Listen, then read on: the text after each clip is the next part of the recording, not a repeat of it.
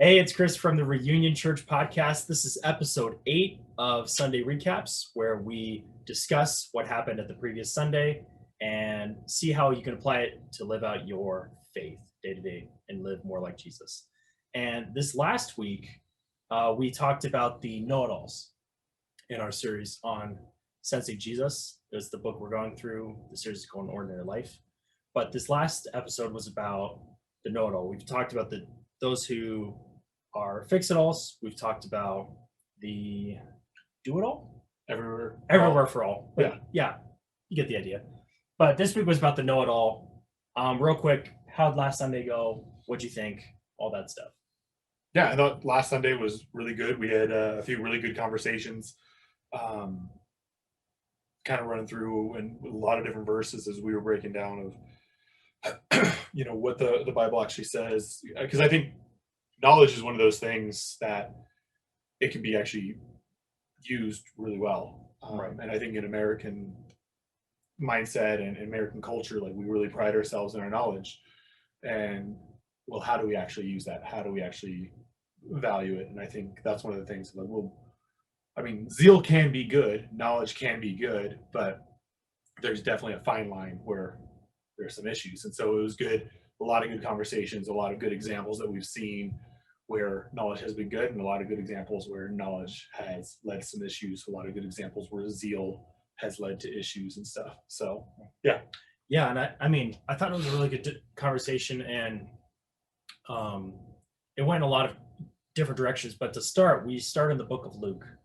I believe it was Luke 6:39. Why start there? Why was that the starting point for this message? Yeah, so we started, it was Luke 7 and Luke 7:39. And we started there because that was where the Pharisees were watching what Jesus was doing. And they basically said to Jesus, like, hey, I kind of see this action. And the woman was basically coming to Jesus, was weeping at his feet. And they're like, man, if Jesus only knew what type of woman that she was. Right. And it's again, they had this preconceived knowledge about this woman. And that's sometimes what knowledge can kind of do to us, like where we think we know so much about, think about a religion, think about a faith. I mean, we've had those type of conversations before where we might approach someone of a different faith, of a different background, where we'll approach them and we'll be like, oh, if you like, I already know how this conversation is going to go. Yeah. And we'll miss out on actually seeing the person on who they are. I've had these conversations with like Mormons or Catholics or atheists, and I can anticipate and think how I think this is going to go because of my knowledge on a certain subject. And I completely miss actually seeing the person, like how Jesus saw this woman. Yeah, and it was interesting too, because we all had different examples of assuming we know what someone's thinking, assuming what we think they are. And I actually had this at the Reunion Coffee House during the baby shower. There was a Mormon couple that showed up. They're members of the LDS Church, a non-Christian church, and I kind of asked them a question, thinking I knew the answer about how they did missions and stuff, just trying to connect. And the guy completely corrected me on how they actually do things, and that was just a recent example. It was, no harm, no foul. They were really cool, but it just happens all the time. We think we know something, and then we go in there kind of puffed up and prideful, and then the person just is like, no, it's actually more like this. But I guess what's kind of interesting with the know-it-all, like each type has like a fundamental fear. What's kind of the fear with the know-it-all? Why do people become know-it-alls in the first place? Yeah, so people become know-it-alls because they really fear that it usually kind of comes down to a control issue, that we want to be in control of the situation. We want to have a grasp and be known for who we are. And a lot of times we think that knowledge gives us a certain power, if you will, that knowledge is what really empowers us or helps us kind of arrive with other people. With where there's within our own faith around like sanctification. we think that if I just had enough knowledge, I'd be able to go share my faith. If I had enough knowledge, I'd get past this sin. If I had enough knowledge, whatever it might be. And we think that's what's going to help us grow. And so we try to gather everything we can around this knowledge and become experts in a matter before we actually go and do something. And that's never actually the command. It's like, hey, go and do this even before you actually fully understand it.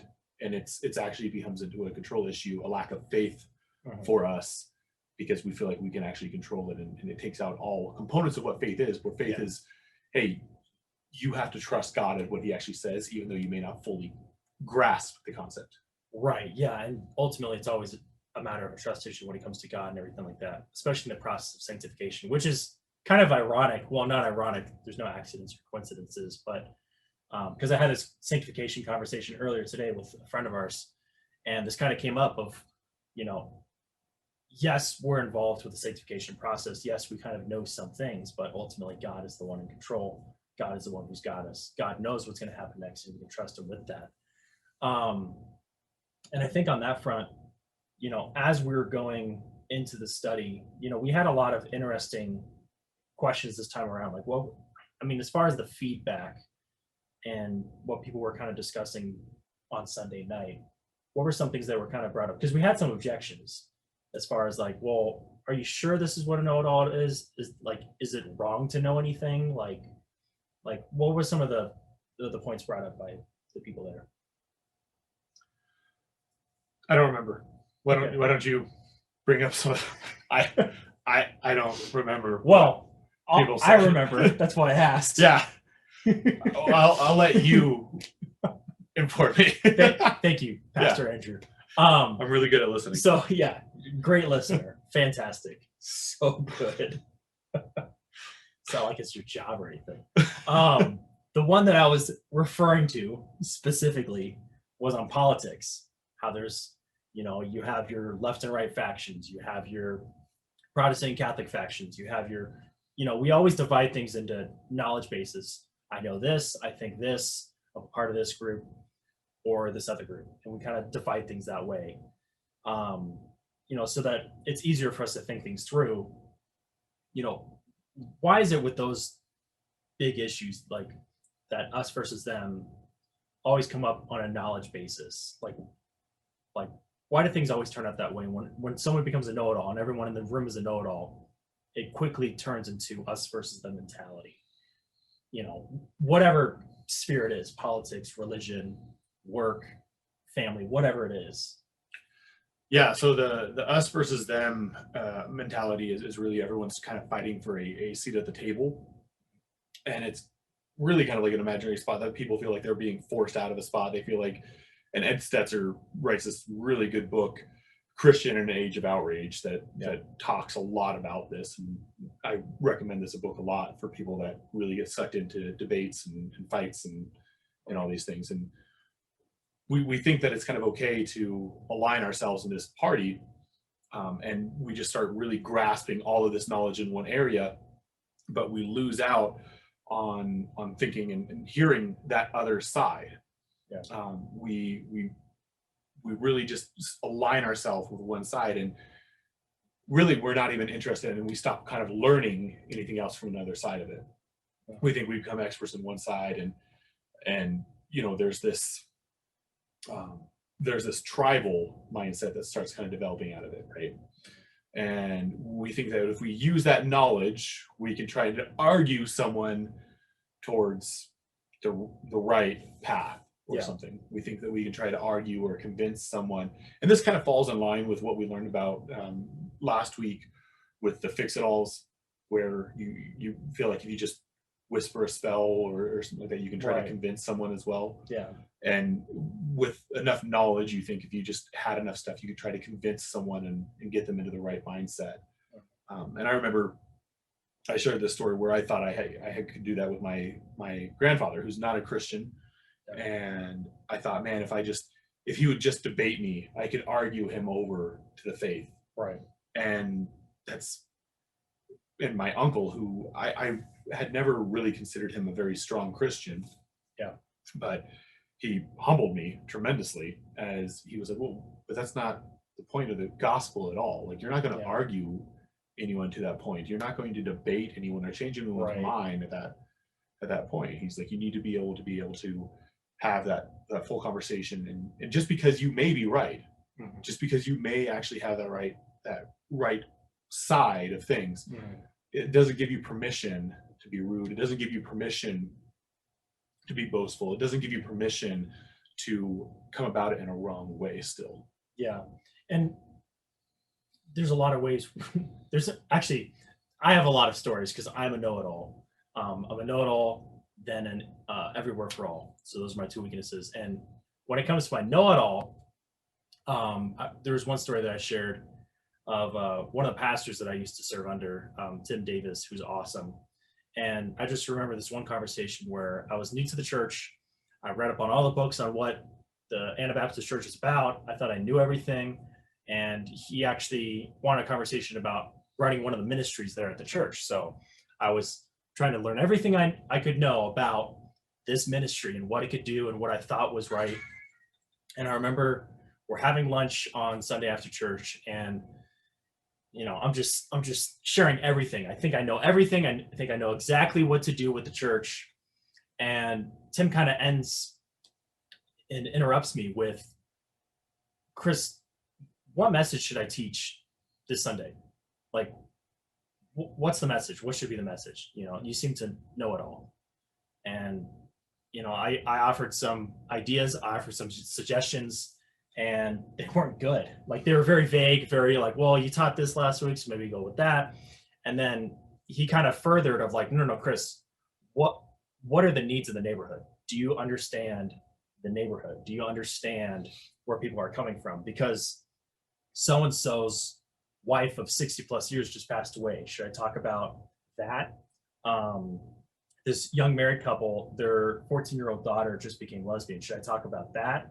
Should I talk about the homeless person who sleeps at the church after hours and I unlock the church for them just to stay overnight? Should I talk about that? And he just starts listing all of the people at the church and all the things going on. And it really opened up my eyes to, from a leadership perspective, how being a know-it-all can really honestly screw things up and screw up your connection with people. Because when you assume something about somebody, it ruins opportunity for ministry. And I guess from a leadership perspective for you, Andrew, just touching on that, how does the know-it-all affect that, and what's kind of an answer from a leadership perspective as well? Well, it makes you overlook grace. Yeah. From what you kind of shared, it like you had all the right answers, but it made you really kind of overlook what people needed out of grace with people's lives and where they were at. And one of the things that we're very excited about to be able to start teaching in our community is going to be our grace series, which is going to come up the 19th, I think the 19th.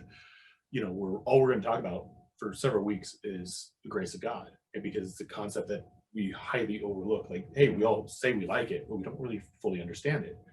And it's moments like this where, we highly forget about how people need grace. Yeah. We might have all the knowledge and kind of look at all the situations and, read all the books about, hey, maybe you're struggling with this, or, a couple nights ago, we had a few people, we were doing ministry over at the house and stuff. And there were all these problems they were having.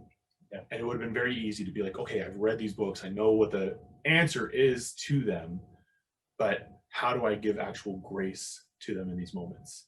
Because they've been struggling with this for a while. Yeah.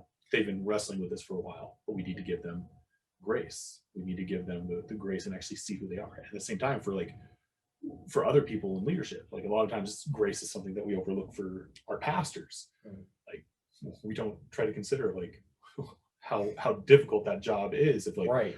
All the things that they need to consider, like what your pastor friend had kind of done of I can't teach on some of these things, because it could be very, very sensitive to some of these people. Yeah. The issues are too raw at the right. moment. It's too raw at this moment. It's not like I don't believe them. It's just at this moment. And something that my mentor had taught me was like, hey, you will preach your harshest sermons when you're younger, because you have all the knowledge, you've gone to Bible college, you have all the stuff, and you want to preach all the Calvinism, all the all the stuff you just learned. You know, the verse by verse topics and everything, and the super deep stuff. Yeah.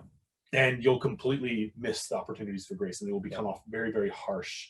But as you start doing life, you'll be like, man, there's a sensitivity now that you start gaining towards it. Of like, I need to share the grace of God in this moment with this person. Like, I need to be sensitive to how, you know, what do they actually need in this moment?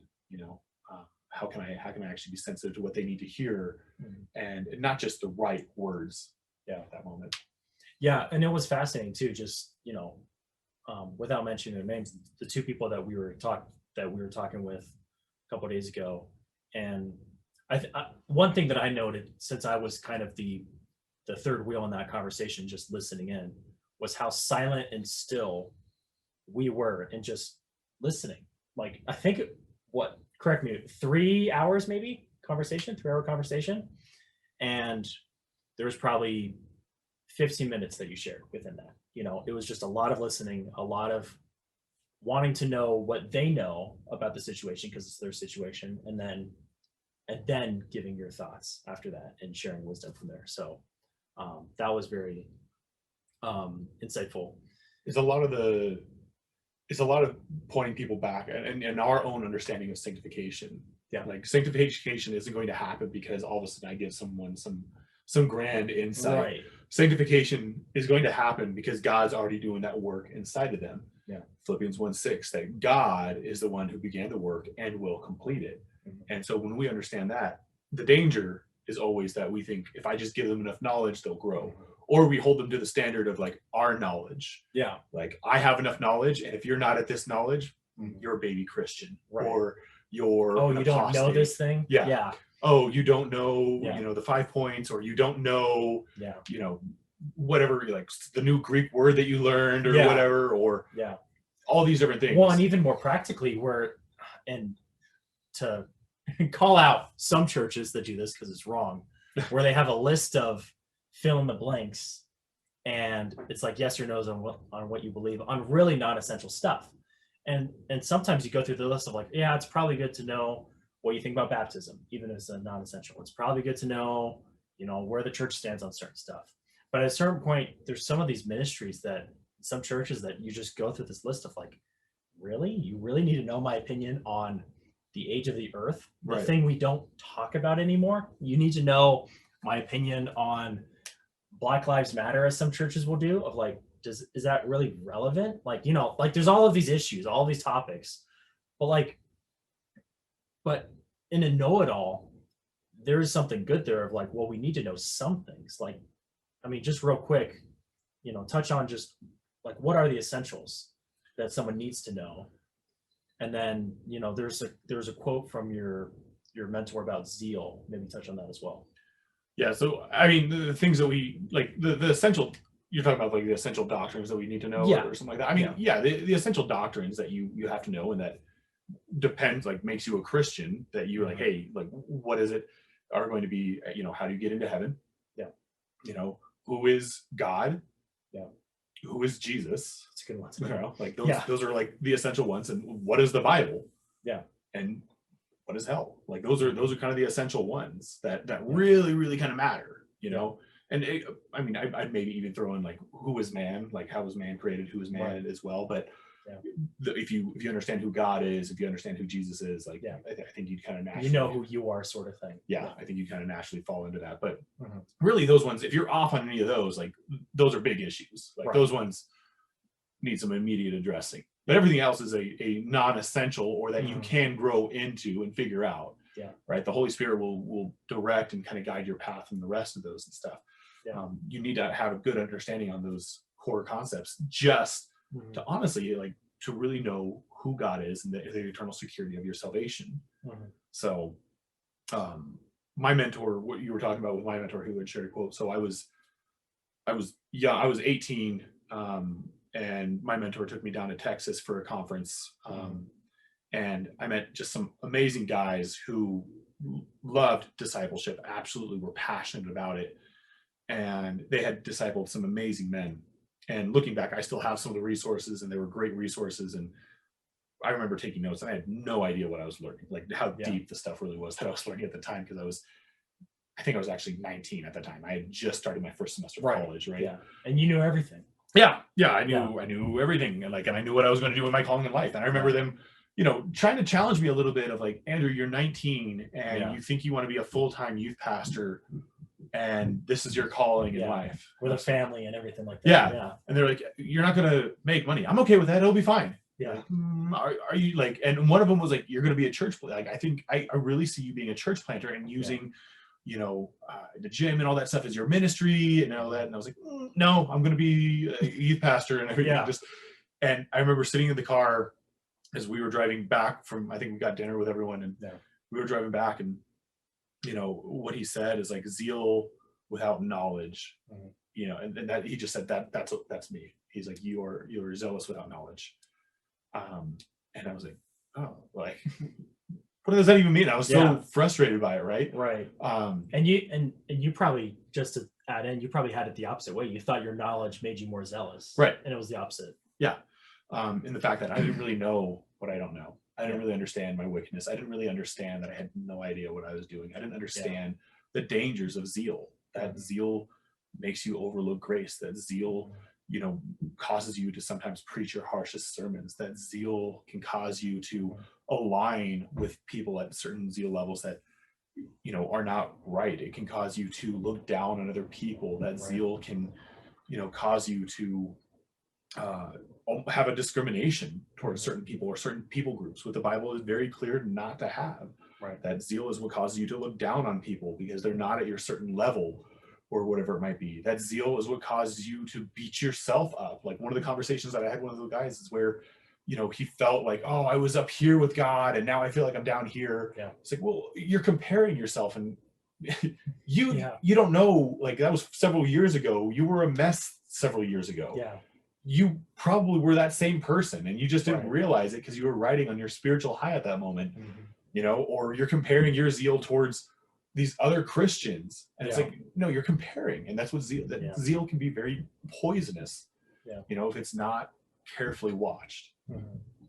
Yeah. And it's so weird. Like, and there's so many books that come to mind as far as like people that change the way, like the type of books you read where you're like, I know everything that this book's going to talk about and I think I know it all. And then you read it, you're like, oh, I don't know anything. And it's actually in the title, Knowing God by J.I. Packer. I was just talking to a friend about this, like, hey, you got to read this book. This book really showed me that I'm always a mess and I always need to know God. Yeah. And like, it's a book I recommend to all leaders, all people. It's fantastic. But, we've talked about a lot of the negative sides of being a know-it-all, how that can be a trap that a lot of people fall into. What are some practical steps we can do to avoid being a know-it-all? Like, what are some things we can do to avoid that common mistake? Yeah. So I think there's things that we need to really kind of consider about our knowledge, about what we're trying to do and what we're trying to do with that knowledge itself. Yeah. Because again, the Bible doesn't condone all knowledge. The Bible doesn't say that all zeal is bad, but it has to be watched. It has to be something that you have to be very careful with. Because in the end, it was knowledge that tripped up Adam and Eve. And it was those type of things that could be very poisonous to someone.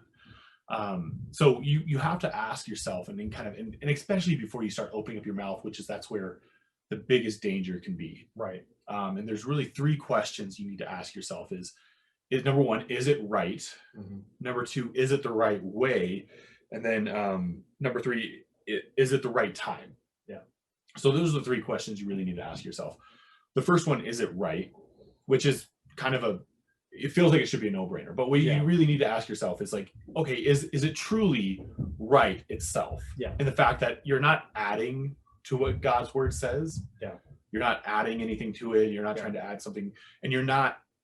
And when you're saying this, it's benefiting what the Bible already says, and it's not holding anything back from what the Bible says. Yeah, you're complementing scripture. You're not supplementing. You're not replacing what it says. So the example that we used was we were actually talking about in 2020, the whole year of that, and some of the tough conversations that churches had to have around the restrictions around, hey, do we go to church or do we shut down church? Right. And the reality is there was no right answer to that. Yeah. Like the Bible does not give a very clear answer on like what you need to do for the church gathering in something like this. Yeah. And anyone that said otherwise was adding to the Bible. Yeah. Churches could make a decision and it was fine for them and they needed to make a decision. But it was not like a you're sinning if you do it this way or you're sinning it if you're doing this way. Yeah. Right. They needed to make a decision. And they made a decision based on what they felt was right for their community. And you saw positives and negatives to both of those choices.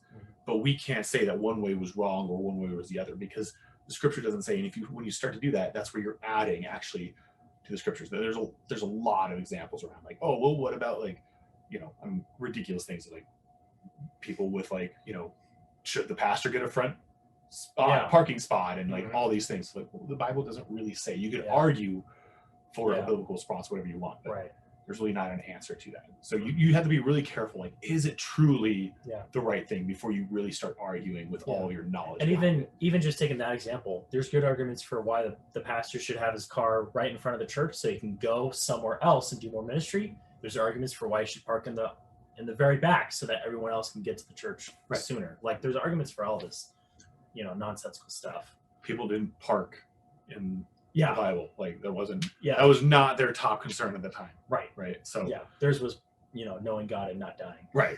Yeah. Like how about we just get a meal like every other peasant around here, So and then so is it the right answer, and then is it the right way? So you could have the right answer, but you could say it the wrong way, like an absolute dip, right? There's tons of examples where we see this, where it was the total right thing to do, but just delivered in the absolute worst way. And I think anyone listening to this can probably think of things immediately. But a church comes to a conclusion, and instead of talking about it with people, they send an email. And emails can be one of the most like, especially on difficult subjects where it can be easily misconstrued, right? The church comes to a conclusion of like, hey, people who get a divorce cannot serve in our church, right? And then they email that out. Well, now you could easily have offended a ton of people by doing a mass email with that. The church as a team has decided that we believe in women teaching from the pulpit. And then they send out a mass email on it, and they don't actually talk through it or stuff like the right thing, but you deliver it in a terribly wrong way. Or, you try to set up a conversation to have with someone, and you and all of your friends show up beforehand, and then they show up later. Well, the way you're delivering it, now it looks like you guys were all talking beforehand, meeting. Now they're all suspicious. Those intervention situations. Now they're all like very suspicious of what was happening beforehand. Why wasn't I invited? Again, everything goes into that. And one of the big things that can kind of go, like, when people give their first response, it's generally emotional. So when you give your first message, even though it may be right, just know that the first response they give is probably emotional. Don't put a whole lot of weight into that. Let people give like some more feedback, and the second or third feedback choice, right? And third is like, is it the right time? Number one, you may not be the person to actually go and give that message. You could have all the right answers. It could be you could have thought out the right thing, but you personally may not be the person who needs to go out and deliver that message. If it's something that you personally struggle with, you do not need to be the person to go out and deliver that message. If you are someone who if you're the men's ministry that volunteers to go serve at the strip club down the street, probably not right time. Not the right message, right? You're not the right people to go and do that. Right? And there are valid ministries that do that, but I mean, for obvious reasons, that would not work out. Probably not you. If you, the right time could simply as easy as like, hey, someone is going through a divorce, and like that one. This one's like one of my new hot buttons where people just spout out stupid things and verses. And it's like, that person has gone to church their whole life. They know what the Bible says about divorce. Why are you saying anything to them? Like, they already know. You've personally have said things to them already. It is not the right time. It is not the right time for you to say something to them when they are just going through it, right? Or when someone goes through a loss and you decide to quote Romans that God works all things. Like, man, shut up. Like, it is not the right time for you to quote your verse, to say that you have this verse memorized, the one verse you've got memorized, you know. Yeah. Congratulations. Right? Yeah. Again, this is a know-it-all crap that you're doing. Like, just shut up, be with them. Again, like, you do not need to be the person talking in this moment. Just because the situation is there, it's the right message, you do not have to be the one delivering it at that time. Nathan, in the Bible, waited many years before he went out and delivered that message to King David. Yeah. He made sure that it was delivered in the right way because he knew who he was talking to. Right. And he waited for the perfect time. I think, like, last time I did a study on it, I think I saw that it was like 3 years later after this had happened. Geez. So, like, time had passed. A lot of time had passed since David had sinned with Bathsheba. He let David cool down. He let David kind of get through this a little bit, and then he led him with an amazing presentation of, hey, with an illustration that he had thought through. You are this man. Yeah. 3 years later, and then all of a sudden it just clicked with David. Right.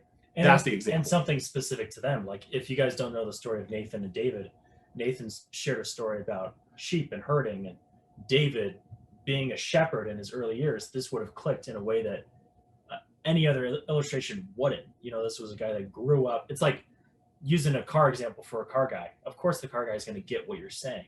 He's going to get the analogy, you know, if you use it well. So, yeah. So right time, right way, right thing. And I think with the right person, that question came up too. Like, when do you know, like, yes, all three lined up, but when do you know you're the right person? Even if it's not necessarily those three questions. So I think the right person is a tricky one. This is where the body of Christ actually has to come together, especially when it comes to things like church discipline or things like that, where, man, you have to really feel the call of, like, God is, like, calling you to do this, to talk to someone about it, right? And you have to kind of evaluate that, like, man, is this something that I personally struggle with?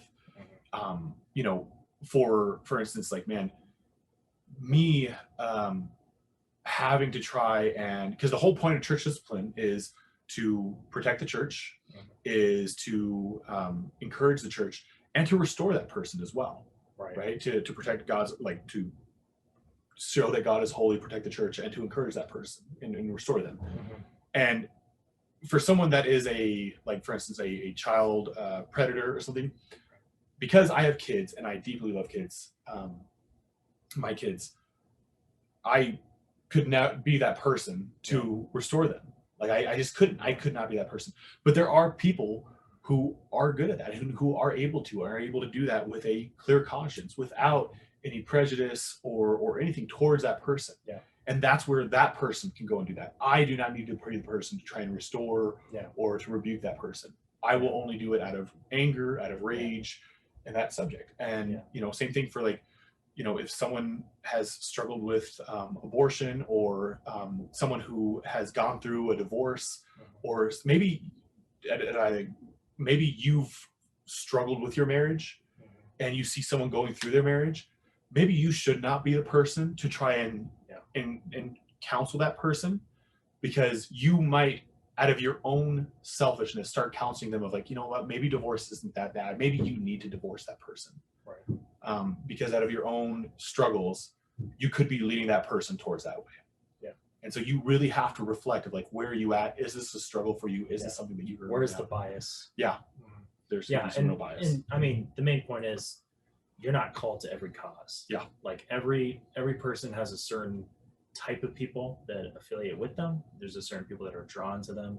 And this was something that we learned a long time ago, before the church even started, of just learning who we are and the people that we connect with most, so that we can be most effective in ministry, reaching all people, you know, all ways. I guess with that, you know, we've covered a lot of the message, and there's a lot more we could go into, but for the sake of time, any final thoughts as far as the know-it-all, that section of the book. Any final thoughts on that front? So this actually kind of wraps up our kind of the omnis and our temptations to try to be like God, right? Because the reality is that we are wicked people. We suck. And yes, you know, a lot of the things that we rationalize that like, hey, these are good things, they're actually very wicked at our core. You know, where we try to be there for everyone, where we try to be all powerful and be that exact perfect leader, right, where we try to know everything. And that's where we are trying to have all the omnis and trying to be like God, which the Bible made very clear, like, you are not to be like me. Yeah. You know, you are made in the image of me, but you are not to be like me. Right. And so you have to humble yourself and realize you are a human, you have limitations, and to set and understand what those limitations are, right, and live in those. So yeah, absolutely. And yeah, I mean, there's so much we could talk about, so much we could go over with this series. We're going to continue next Sunday at 5:30 at the Reunion Coffee House. We're continuing our series on an ordinary life, so be sure to check it out. Be sure to be there. And we do have another event. I believe it's the back to school event coming up, and that's at the end of August, correct? Yep. Yeah. So if you want more details about that, they're going to be on our socials. So Instagram, Facebook, TikTok, all of those socials. We're going to have all the details there. So go ahead and give us a follow, check it out, and we'll see you guys next week.